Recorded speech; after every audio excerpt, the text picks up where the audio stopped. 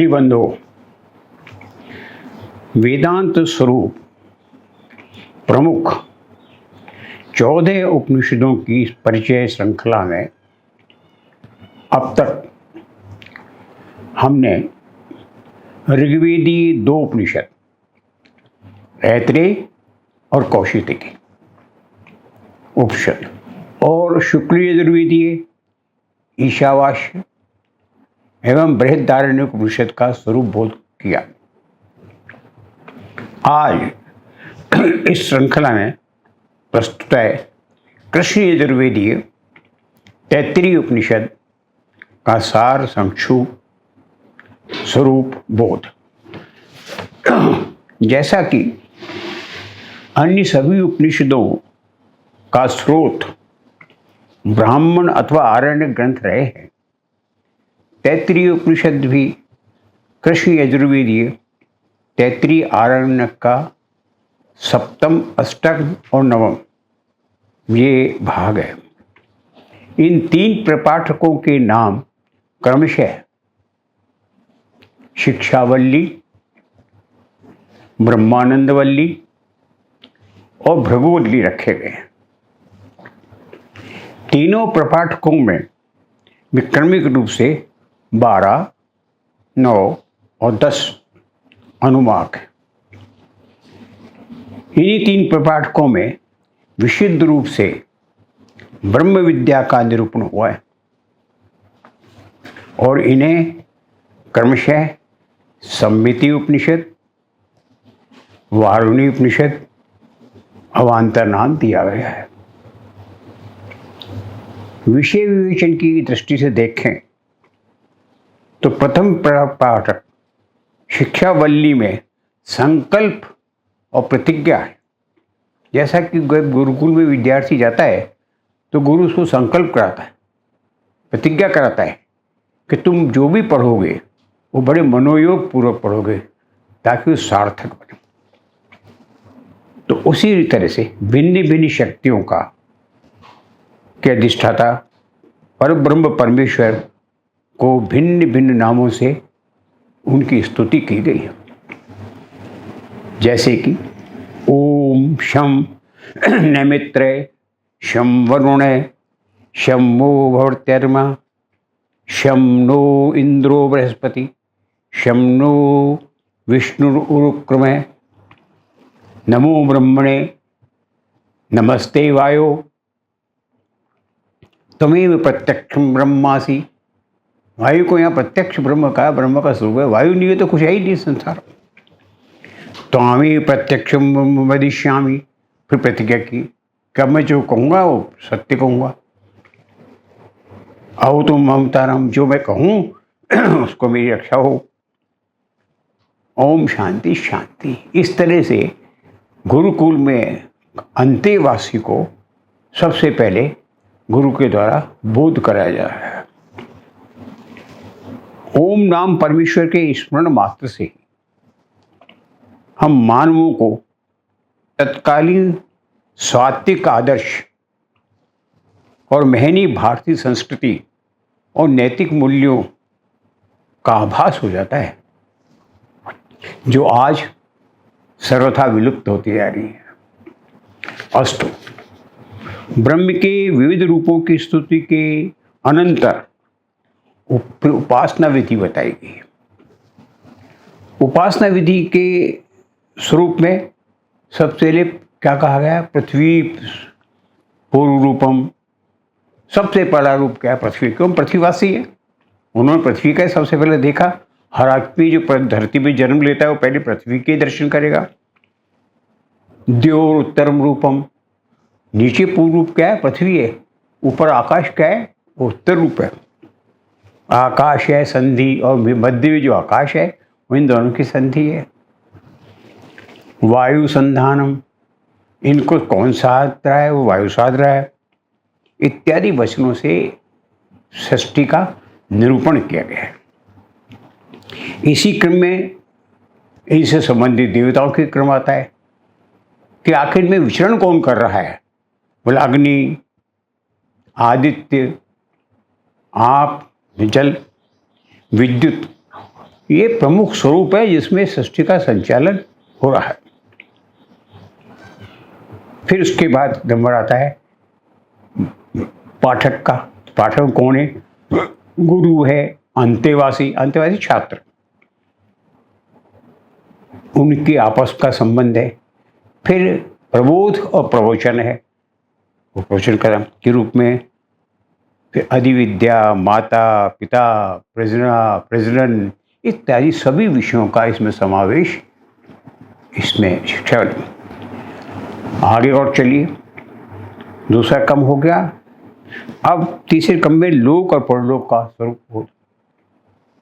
यही लोक और परलोक परमात्मा की प्रार्थना और उनके साधन रूप में जो लोक हैं, भू भुव स्वः और मह, ये चारों का आगे उनका ज्ञान नहीं है। चार लोगों का व्याहतियों की उपासना और रहस्य बताया। इसके अनुसार जगत व्यापी समस्त प्राण भू भुव स्वः मानो तीन व्यर्थ है और मह के अन्न रूप है, वो तीनों भोक्ता हैं, अन्न भोग्य स्वयं। ओम रूप परमात्मा ही जगत का व्यापी स्थूल रूप है। ये जो जगत आपको हमको दिखाई दे रहा है, ये अलग नहीं। जो लोग ये कहते हैं कि परमात्मा है ही नहीं, उनके लिए बार बार उपनिषदों में एक ही बात है कि आपका अज्ञान बोल रहा है। वो तो है, आप माने चाहे न माने। आपके नहीं मानने और मानने से उसका स्वरूप नष्ट होने वाला नहीं है, वो है और वही सृष्टि का संचालक है। स्वाध्याय के लिए भी बहुत, इस उपनिषद में गुरुओं ने शिष्य को स्वाध्याय के लिए निरंतर कहा है। जितना स्वाध्याय आप करेंगे, स्वाध्याय के मार्ग से चलकर ही उस लोक बात तक पहुंच सकते हैं। द्वितीय पाठक ब्रह्मानंद वल्ली के नाम से, उसमें ब्रह्म का स्वरूप बताया कि जिस ब्रह्म की हम चर्चा कर रहे हैं कि वो अनंतर है, अलग है, वो उसका स्वरूप क्या है, उसका ज्ञान करने की विधि क्या है और उसके ज्ञान होने के बाद फल क्या मिलेगा। सर्वप्रथम एक ही वाक्य का है, असन्नेय भवति। असत पहले असत का मैं कई बार अपनी उपनिषद चर्चा कहते हैं कि असत की बहुत छोटी सी बच्चों जैसी परिभाषा है, नाम रूप गुण विहीन, जिसका न कोई नाम है न कोई रूप है। और नाम रूप गुण हुआ तो उसका वर्णन कर दोगे, अमुक व्यक्ति का ऐसा तो नाम है, ये उसका रूप है, ये उसके अंदर गुण है। तो वो जो परब्रह्म है और असत है, असत भवति, उसका है असत ब्रह्मेति। वो ब्रह्म क्या है? असत है। असत का मतलब अभी सामान्य किसी मूर्ख आदमी पूछो असत है, झूठा है। अरे झूठा नहीं, असत का होता है नाम रूप गुण विहीन, ये असत है। अस्ति ब्रह्मेति, ऐसा ब्रह्म को क्या है? द्वयम, दो प्रकार का है, असत और सत। स्वयं तो असत रहता है, लेकिन उसने जो अपना रूप प्रकट किया है वो सत है। जैसे सृष्टि रचना हो जाती है, नाम भी आ जाता है, गुण भी आ जाते हैं और रूप भी आ जाता है। तो जितने भी प्राणी उनके सबके परिचय क्या है? अमुक आप कौन साहब हैं, ये आपका नाम है, ये आपका स्वरूप है, यही है। तो वो ही ब्रह्म के स्वरूप है, असत और सत। संतम मेनो, इसीलिए विद्वानों ने कहा है कि इस संत जो स्वरूप है इसका वर्णन ही सृष्टि में विद्वान ने किया है इतनी इसी वचनों से। ब्रह्म के असत स्वरूप, ऐसे उस असत ब्रह्म को क्या कहा कि जो एकांत में चिंतन में बैठा था तो उसके एक मन में कल्पना आई, उसको हम कहते हैं कामना। बहु श्याम प्रजाएं थी, क्यों नहीं मैं बैठा बैठा इस जो है खेल क्रीड़ा के अंदर का बहु श्याम, एक से अनेक हो जाऊं, क्यों नहीं प्रजा का रचना करूं। ऐसी कामना का जो परिणाम है वही जगत का विस्तार है। समस्त सृष्टि पर उसका, अब जिसने सृजन किया है उस पर उसका नियंत्रण आवश्यक है। तो हम चाहे कितना भी प्रपंच रचा लें, साथ ही सृष्टि पर नियंत्रण भी उसी का ही है। मैं चाहूं तो रख दूं, मैं चाहूं तो बिटा दूं। ये तो इसलिए कहा आगे कि आदमी को भ्रम में नहीं पड़ना चाहिए। भीषास्नाद पवते, ये जो पवन आप चलती देख रहे हैं, जिस पवन से हमारे प्राण बचे, ये भीषा उसके भय से चलती है, उसके नियंत्रण से चलती है। भीषो देती सूर्य, और ये जो सूर्य महाराज आपको संसार को सृष्टि कर रहे हैं, जी प्राण है, सूर्य आत्मा, ये भी उसके भय से चल रहे हैं। भीष्मास्माद विष्णु अग्नि, ये जो अग्नि प्रज्वलित हो रही है, अग्नि कोई खाना बनाने वाली अग्नि नहीं है, सृष्टि में अग्नि, अग्नि सूर्य में अग्नि, बहुत में से ये भी से। और चौथी के बाद कौन है? मृत्युर्धावती पंचमें, और ये यमरूपी जो मृत्यु है, ये भी भय के मारे इधर से उधर घूमती फिर रही है। जब जाए किसी की मृत्यु आ तो जाए, जब तक उसकी इच्छा नहीं होगी परमपिता परमेश्वर की ब्रह्म की, एक पत्ता नहीं हिल सकता। इसलिए कहता है मृत्यु। अर्थात क्या तात्पर्य निकला? पवन, सूर्य, अग्नि, इंद्र, ये सब पांचों मृत्यु और पांचवा मृत्यु, ये सब उसके नियंत्रण में हैं। ये ब्रह्म ज्ञान दिया गया है। उसके द्वारा निर्धारित नियमों के अनुसार स्वकर्म में लीन रहते हैं। जब वही उसका उल्लंघन नहीं करते, तो अगर मानव को अपना जीवन सरल और सुलभ बनाना है, तो उसको भी उसके नियमों का पालन करना चाहिए। तो जो प्रकृति के नियमों का पालन करते हैं वो तो आनंदमय जीवन लेते हैं, और जो उसके विरोध में चल के उसके रहते हैं वो कष्ट पाते हैं। इसी वल्ली में पंचकोशों का वर्णन है, और अंत में परब्रह्म की महिमा का गान करते हुए कहा गया है, यतो वाचो निर्वर्णन्ते अप्राप्य। एक अंत है, उसका वर्णन करिए जहाँ वाणी उसका वर्णन करते अवरुद्ध हो जाती है। यतो वाचा निर्वर्तन्ते, जहाँ वाणी का विराम हो जाता है, वो उसके बाद वो ब्रह्म का स्वरूप है। कहा के तो आनंदम ब्रह्मणो विद्वान, जिसने ब्रह्म को जान करके आनंद की प्राप्ति कर लिया, आनंद अंतिम पंचकोश है, न विवेति कश्चिन, उसको संसार में फिर किसी का भय न विभेति, वो किसी से दुनिया की कोई भी ताकत आ जाओ उससे क्या आगे वो भयभीत नहीं होगा।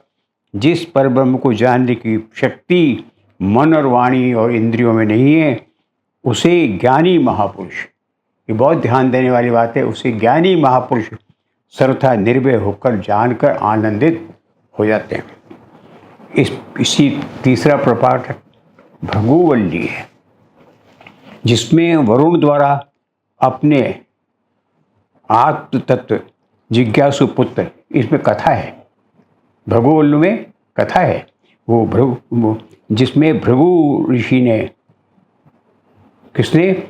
जिसने वरुण नाम के देवता ने, उनके पुत्र हुए महर्षि भृगु, उनको ब्रह्म विद्या का विशद रूप से ज्ञान कराया, इसलिए उस वल्ली का नाम तीसरी का है भृगुवल्ली के नाम से।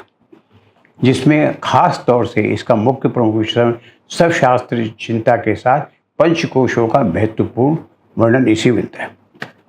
अब हम आते हैं सामाजिक संदर्भ में, कि ये तो हमने कहा तीनों वल्लियों का एक स्वरूप बताया। संदर्भ में 33% की शिक्षा वल्ली सबसे ज़्यादा आज के युग में, वर्तमान परिवेश में अगर कोई प्रभावी है तो है आपकी शिक्षावल्ली उपाध्याय, जिसमें आचार्य द्वारा शिष्य को दिए गए आदेश और अनुशासन आज की शिक्षा में फैली अनुशासनहीनता को रोकने का मार्ग प्रशस्त कर सकते हैं। क्या कहा? वेदान अनुच्यांत अयंते वाष्णु शास्त्री, वेदों का पाठ कराने के बाद, वेदों का ज्ञान कराने के बाद गुरु शिष्य को अनुशासन देता है। क्या? सत्यम वद, पहला सिद्धांत है।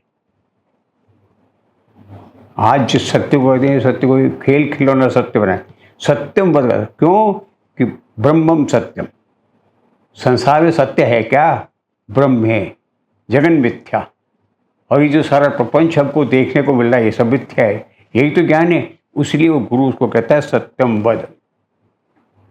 धर्मम चर, अब धर्म का आचरण कर। अब धर्म की परिभाषा आज महापुरुष लोग, विद्वान लोग धर्म कहते हैं, ये है हिंदू धर्म, ईसाई धर्म।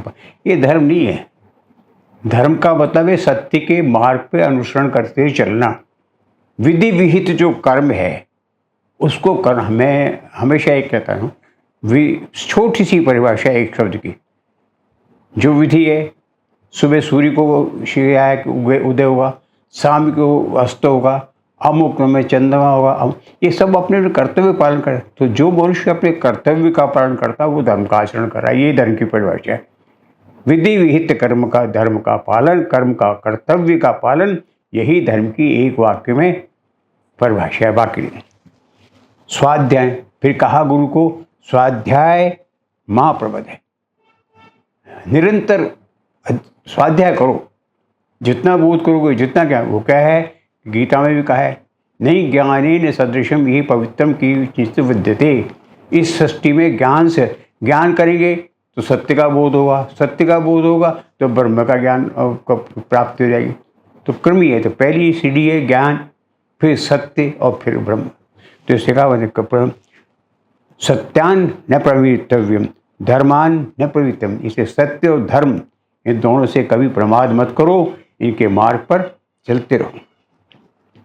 कुशलान में, और उस पर कुशलता के लिए भी कभी कर लो। आचार्य अपने गुरुकुल में रहकर अध्ययन करने वाले ब्रह्मचारी विद्यार्थी को शिक्षा देकर विदा होने के साथ